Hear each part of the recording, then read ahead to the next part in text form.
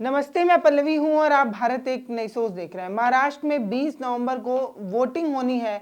इसके लिए सभी पार्टियां जोरों शोरों से महाराष्ट्र में चुनाव प्रचार कर रही हैं। साथ साथ में झारखंड की भी बात कर ली जाए तो वहां भी चुनाव है। इसी बीच राहुल गांधी भी कई रैलियों को संबोधित करते महाराष्ट्र में नजर आए थे।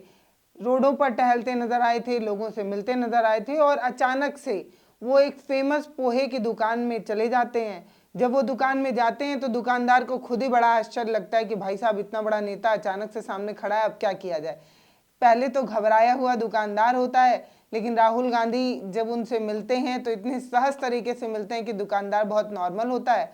उसके बाद राहुल गांधी का पोहा बनाते हुए, खाते हुए और खिलाते हुए वीडियो जो है वो सोशल मीडिया पर बहुत तेजी से वायरल हुआ। लोगों ने इस पोहा बनाने की टेक्निक को काफ़ी पसंद किया। उस दुकान वाले से जिस तरीके से राहुल गांधी मिल रहे थे, उस तरीके की मेल जोल को भी लोगों ने बहुत पसंद किया। कहा कि इस तरीके का मेल मिलाप अमूमन किसी पार्टी के किसी नेता के रूप में देखा ही नहीं गया है कि किसी आम इंसान से इतना सहज होकर कोई मिल सकता है। नागपुर में फेमस है तरी पोहा।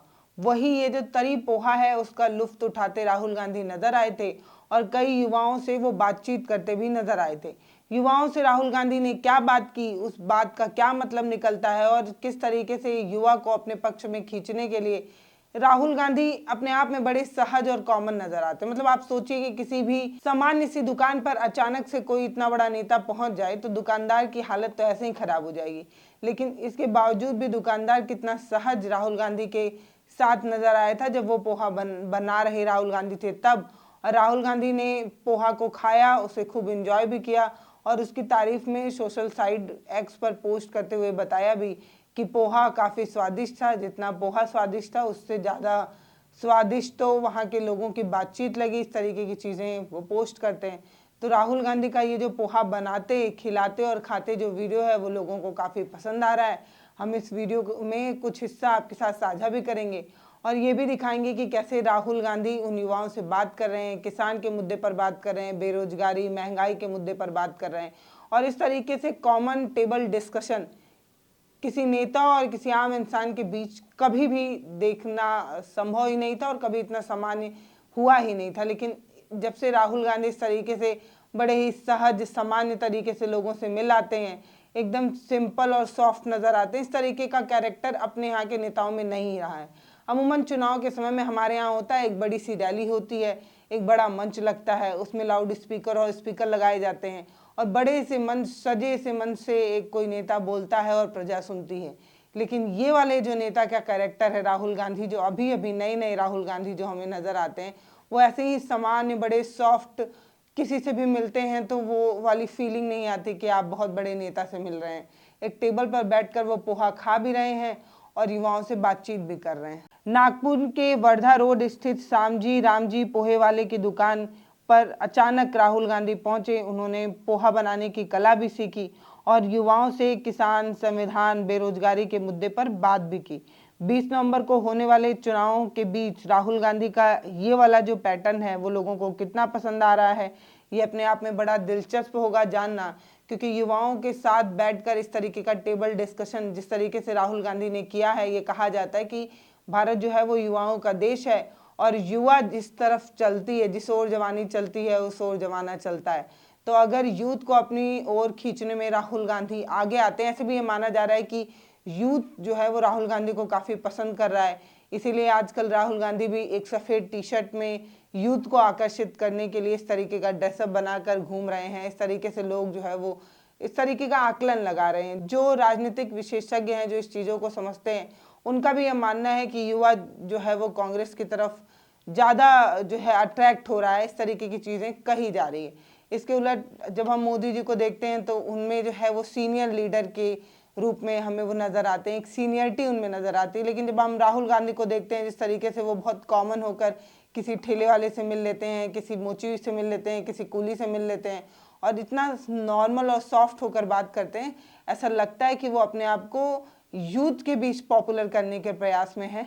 बाकी महाराष्ट्र चुनाव के नतीजे क्या होंगे, कितना बीजेपी को फ़ायदा होगा, कांग्रेस को कितना नुकसान होगा, ये अपने आप में देखना दिलचस्प होगा।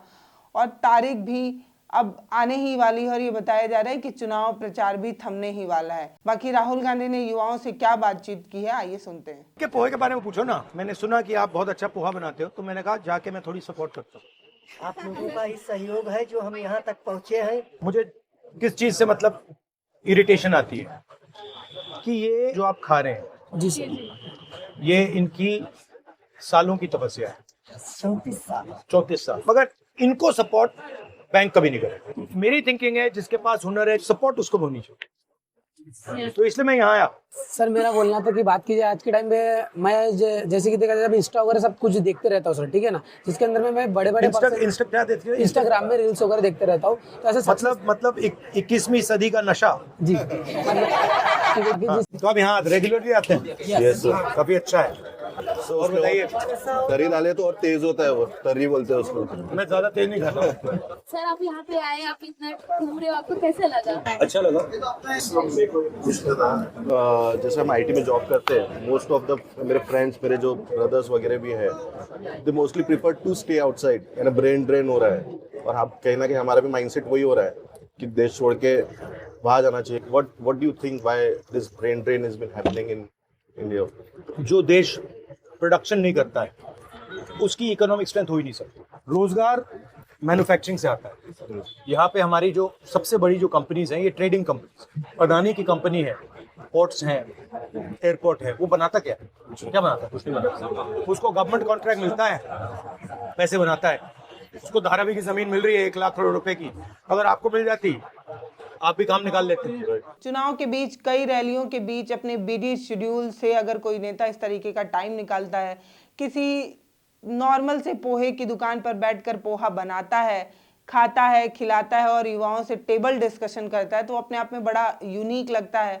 और इस तरीके के आइडिया को फॉलो करने की और ज़्यादा ज़रूरत है, क्योंकि अगर कोई नेता इतना सॉफ्ट और नॉर्मल तरीके से आम इंसान से मिलने लगे तो नेता के बीच में वो जो टैबू बन चुका है कि किसी नेता से मिलने के लिए आपको सोर्स की ज़रूरत पड़ती है, वो वाला टैबू भी टूट जाएगा और शायद नेता और जनता के बीच में अच्छा कनेक्शन बन पाएगा। इस तरीके से अगर सारे नेता करने लगे तो बाकी कोई करेगा या नहीं ये मुझे तो पता नहीं है। आप क्या सोचते हैं वो आप हमें कमेंट सेक्शन में लिखकर ज़रूर बता सकते हैं। नए राहुल गांधी जो जनता से सीधा संपर्क बना रहे हैं, अनौपचारिक बातचीत कर रहे हैं, किसी तरीके का शेड्यूल नहीं हो रहा है, किसी तरीके से कोई पहले से डिस्कस नहीं होता है, अचानक से वो किसी से मिल लेते हैं, एकदम सामान्य और प्यारा सा लहजा वो जनता के बीच में सॉफ्ट सी छवि बनाने की कोशिश कर रहे हैं। अब उनकी ये वाली छवि महाराष्ट्र में कितना काम आएगी ये अपने आप में देखना दिलचस्प होगा। बाकी नमस्ते, मैं पल्लवी हूँ, आप भारत एक नई सोच देख रहे हैं। अगर आप मेरा वीडियो फेसबुक पर देख रहे हैं तो हमें फॉलो कर सकते हैं, यूट्यूब पर देख रहे हैं तो सब्सक्राइब कर सकते हैं, वीडियोज़ को शेयर कर सकते हैं। बहुत बहुत धन्यवाद।